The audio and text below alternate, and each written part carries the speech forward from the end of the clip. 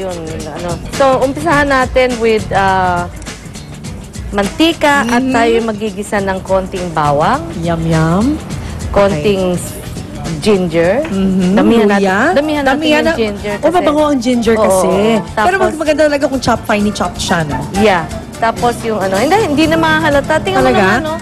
Tingnan mo yung ating bagay, lomi. hello, di ba? Lomi, sabaw ng lomi. Ang sarap. Grabe yung mga sangkap. Di ba? Ang ganda. Ang ganda tignan. At masasarap pag nasa tiyan mo na. Yummy.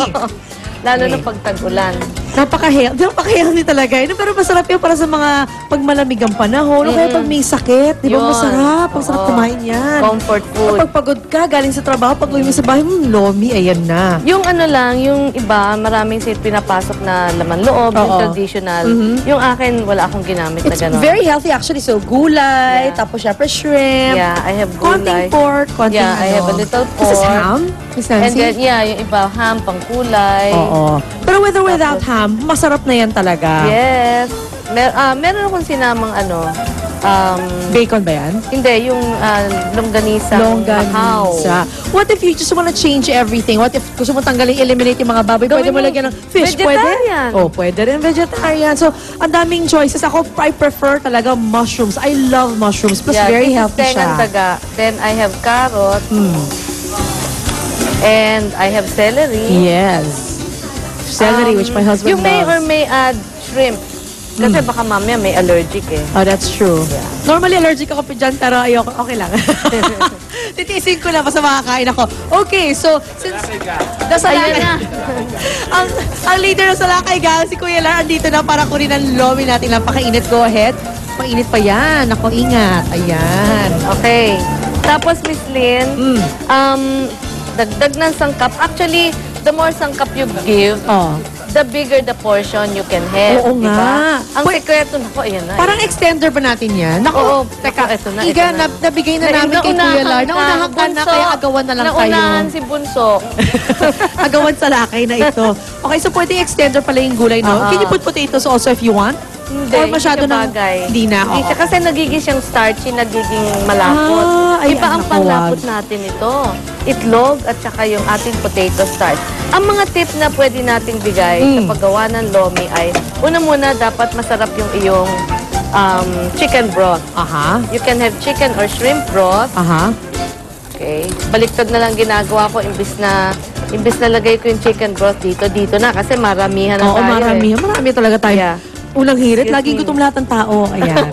So, nilagay niya doon sa chicken broth, yung kanyang ginisa na. Lagay na natin siya dyan. Ngayon, pag kumukulo na siya, what we have to do is, one of the most important tips, pag meron kayong lomi, ito kasi yung lomi noodles. Yes. Pag meron kayong lomi, hindi nyo diretsong ilalagay. Talaga? Yeah. So, kailangan i-boil mo on the side? Oo, ilulublob mo lang. Kasi ito, meron pa tong mga flour, tsaka, hindi ba? So, para matanggal, maging malinis siya kumbaga. Yeah. So, you don't really, hindi mo siya ilulubog lang pamatagalan dyan? No. Yan, mabilis lang. Like, how many seconds are we talking about? A minute per batch? When the water is hot, Is hot. So, kailangan boiling water ba siya, Miss Nancy? Kahit hindi na kung humahabol ka sa basta't mainit. Mainit na tubig, Para good enough to take out yung mga nakadikit na mga flour. Okay. And all. So, I'm gonna wait for how long you're going bago mo siya ihaahon para isama pwede mo nang ipagsabay-sabayan, then you wait for this to boil. Okay. Ayan na. Mabilis na talaga siya maluto, Yeah. Ganito rin ginagawa sa miswa. Kasi hindi ba minsan yung ibang loming binibili natin, parang merong lasang amoy starchy. maasim? Oo. Although sometimes ako pati tinatamad ako, nilalagay ko agad yung miso sa soup. Miswa. Yeah, miswa is also like that. Yeah. You have to immerse it muna in a little hot water. Separately. Bago mo ilagay mismo sa soup. Huwag nyo ididiretso kasi magiging malapot yung soup nyo na iba ang lasa. My mistake. Ito na Bunso. Parating na. Malapit na. Okay, malapit na maluto itong isa. So basically, ginawa ni Miss Nancy, ginisa lang niya, nilagay niya doon sa broth. Tapos ngayon, hindi pa natuwa ang lomi. Lalagyan pa rin ng ng itlog. Itlog. Itlog, para mas malapot ng konti. Beaten egg. Igan, may inaantay ka ba ngayon? Ito na, Bunso. Ito na. Malapit na yung lomi para sa'yo. Lomi mo. Lomi mo, lomi niya. Lomi niya. Lomi lang yan. So, lomi niya. Lalagyan natin ng itlog para mas malapot siya. And then, that's it. Everybody can eat it. Magkano nga pala magagastos, Miss Nancy? Mga 30 pesos. 30 pesos per bowl. Oo. Per person. Pero the more you add ng mga sangkap-sangkap, the bigger their portion. Okay. And of course, we want big portions. So, thank you, Miss Nancy. Pero hindi pa tayo tapos. Lagyan pa natin muna Lagyan ng, natin yan. ng There you go. beaten eggs. Aha. Kaya wow, super rich in protein yung ating Of course. So, sabi sa iyo Lomi. talagang it's perfect talaga for the rainy season. So, thank you, Miss Nancy. Thank you so Yeah. much. Pag pag gusto nyo pa rin palaputin, hintayin nyo siyang kumulo at lagyan nyo ng Starch? slurry. No, yan? yan. Good question.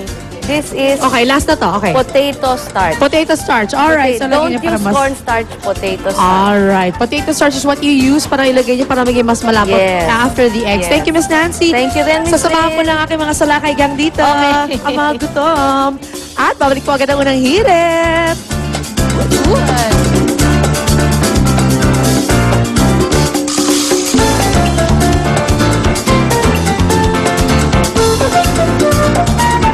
Unang hirit, ang saya-saya.